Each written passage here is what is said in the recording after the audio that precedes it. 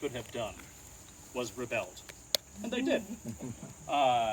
These people are actually intensely proud of their British heritage. In fact, the reason they feel the need to rebel against the king is because they feel they aren't being treated as British subjects. So that's a pretty good reason to rebel. And so they are inherently proud of the names that they have, right? New Jersey, the colony of New Jersey, is literally named for the island off the coast of Great Britain. We didn't change the name.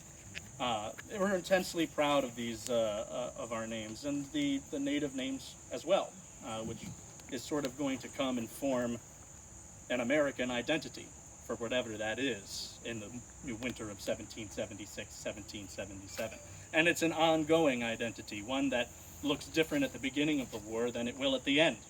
And that has a lot to do with the length of the war and the way that we fight it. So before we start tackling our story here, is there any questions about the information that Larry just went over? I want to know how everyone was fed. Good question. They weren't. The Continental Army is in a perpetual state of starvation for most of the war. We are having an intense difficulty having any sort of quartermaster department. The quartermaster department that we do have is ineffectual at best. And so the Continental Army sustains itself through forage, which makes them a lot of enemies, as you might imagine, even from people who might be considered friends. The Continental Army is literally feeding itself by spreading out into the countryside, taking what they can, buying what they can't take, and then coming back to the army. It is being fed crumbs, essentially. Things are not going well for us. That said, it's important to remember things also aren't going well for the British. This is a bad winter, 1776. It's not the worst one we'll have, but it's pretty bad. All of the countryside here in New Jersey has already been picked clean. Armies are like locusts. They come through and they take everything that you could possibly want. So now as we step into the shoes of the Quaker farmer here in this region of New Jersey, imagine the hatred you must feel for both sides and how you can find yourself squarely planted in the middle of a conflict that no matter who wins, you're not going to. Put yourself in that in that mindset. Not a great place to be. Where was he going to get the shoes he promised? Well, eventually they would have probably bought them, but From where? well, from anybody who's still making them. Right? There's actually a tannery right up the road here. Belongs to Thomas Clark's brother Matthew. Okay. I'm sure he wasn't going to be getting some 5,000 shoes from him. Probably from somebody in Philadelphia. It would be my guess. Philadelphia is still at this moment firmly in control of the Continental Army and the Patriots, although the Continental Congress has fled. The first of many times they will flee. And so we probably would have gotten it from Philadelphia or Baltimore. Both are firmly in our hands at the moment. Things will change at the end of 1777. Other questions? Yes? There's a comment about the fact that Washington left Trenton, and that kind of created, I guess, a vacuum of leadership, was it? Or is it, I mean, simply did he have a lot of underlings or people who reported up to him who had the same kind of command power that he had? Not necessarily. So what he meant when Washington leaves Trenton, the first time, when he escapes through New Jersey, when he crosses into the Delaware, he takes with him what's left of the Continental Army. And Larry didn't mention it, but I think it's important to mention that during the New York campaign, which preceded this, the Continental Army was 22 to 25,000 men strong. That's insanely high. The Continental Army will never be that big again.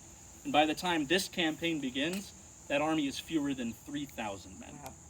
Now, most of those men were militia, and they simply went home. And they're all here. There's not battles going on elsewhere.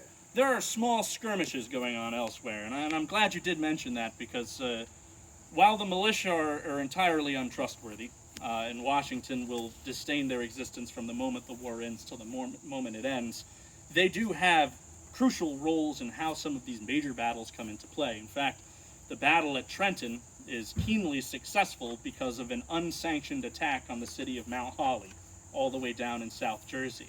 And what it does is it draws Hessian troops away from Trenton, and Washington didn't even know this was happening. It just happened. So lucky us, good break. Thank you to Captain Samuel Griffin and 300 Virginia and New Jersey militiamen.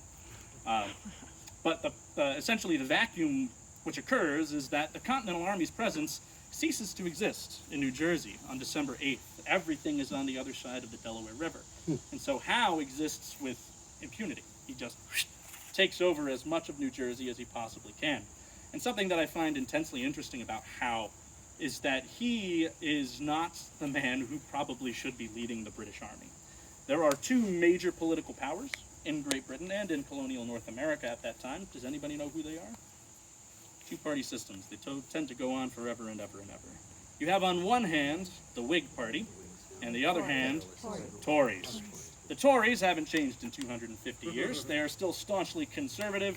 They were the people who backed the monarchy, and they felt that every man who put a pen to paper and signed his name to the Declaration of Independence was a traitor and deserved to be hanged.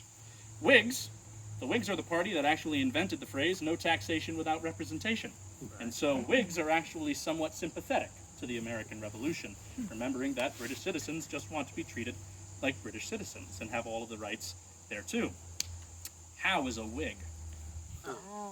Howe is also childhood friends with His Majesty King George III. And so when the king asked you to command his army in North America, you don't say no. So Howe is running the war at this period with the intent not to destroy Washington and the Continental Army. He's not looking to squash them outright. He's not looking to hang the people who signed the Declaration of Independence. Yes, he's going to try and capture them and put them on trial.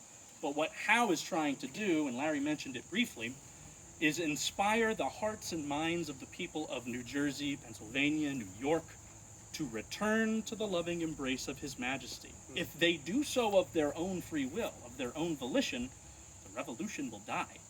Washington has no support, the Congress has no support, and it will fizzle out without anybody having to be massively executed. That is what Howe is trying to do.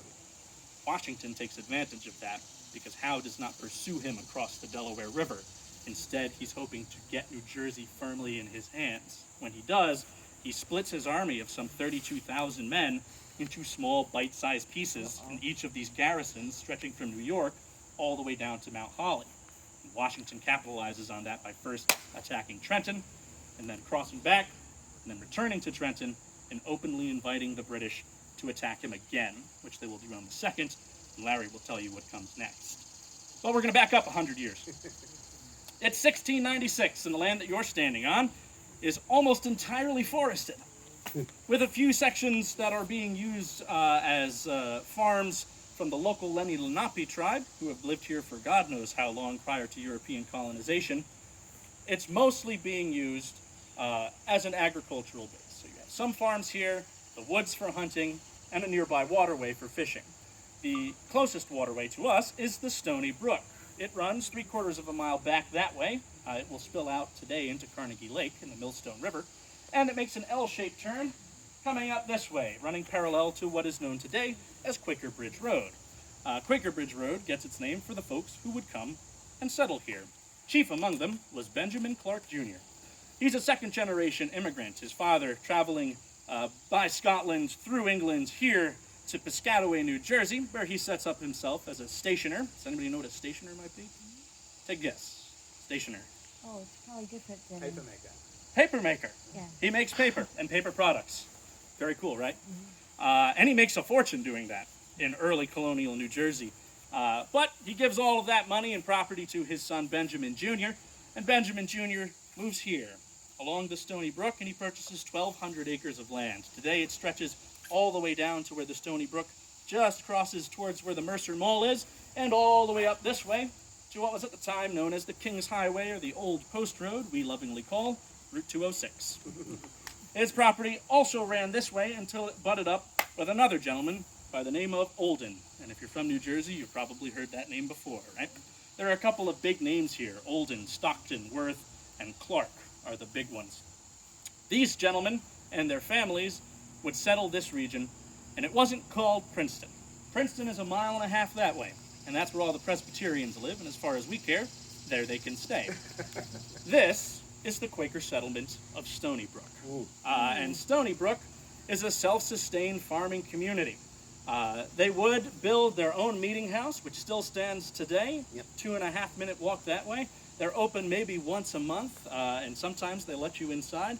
It's a very cool visit, and even if you are not a spiritual person, I highly recommend going to see what that was like, as not much has changed in 250 years for the Quakers. It's very, very cool, and we have a very good relationship with them just on the other side of our park here. Some 100 years later, and Benjamin's grandchildren are now taking possession of the property owned by their father John and by his father Benjamin Jr. The eldest is named William Clark, and you're going to hear a lot about him. His home was about 300 yards away, down on the other end of our park, and Larry will point it out to you. It plays a major role in the battle to come. 2 sons later, and you have Thomas Clark. Thomas, at the age of 30 years old, purchases 200 acres of land from his brother William and begins to build a home. His parcel of land stretched 3/4 of a mile that way to the Stony Brook and all the way up to Route 206. So you are firmly sitting in right about the middle of where Thomas's property would have gone. The house he built at the time, of course the one standing behind me, was just this section here. The wings you will see off to my left, your right, or other way around. Nope, I was right. This is my Friday, forgive me. And so these will come later, built by his nephew, John, who we'll talk about inside. This is the side that's here and used as a field hospital in the aftermath of the Battle of Princeton. Now Thomas, interestingly enough, is an eligible bachelor and will remain so until his death in 1802. So he lives here with his sister, Sarah, and an enslaved woman named Susanna. Now that may sound interesting to some of you if you know anything about Quakers, because Quakers are anti-slavery. They're abolitionists. In fact, they very well define the abolition period in the early 19th century, the 1800s of the United States. What you're seeing here is the very end of life before that switch for the Quaker peoples. In fact, they've already taken a census and issued an edict in the late 1760s, essentially saying that you need to manumit, which is the legal term for free, your slaves by the end of the 1700s or by the time they reach their 30th birthday. Now, they were pretty slick about this because they actually asked for a census first, asking for the names of every slave that was owned by people in the Society of Friends and how old they were, or about how old they were. And then they issued the edict saying they need to be freed by their 30th birthday. That was pretty clever. Now, Susanna, who is living here in the Clark house with us, she will turn 30 in 2 years on February 10th, 1779. So she is here with us during the battle and will help to aid the sick and wounded soldiers in its aftermath, which we'll talk about as we go inside. Now, congratulations to you who knew the signers, because you guys get the first taste of AC. Now, we do ask that you wear a mask while we're inside. It's kind of close quarters. If you do not have one, I have one for you. So, let me grab those real quick.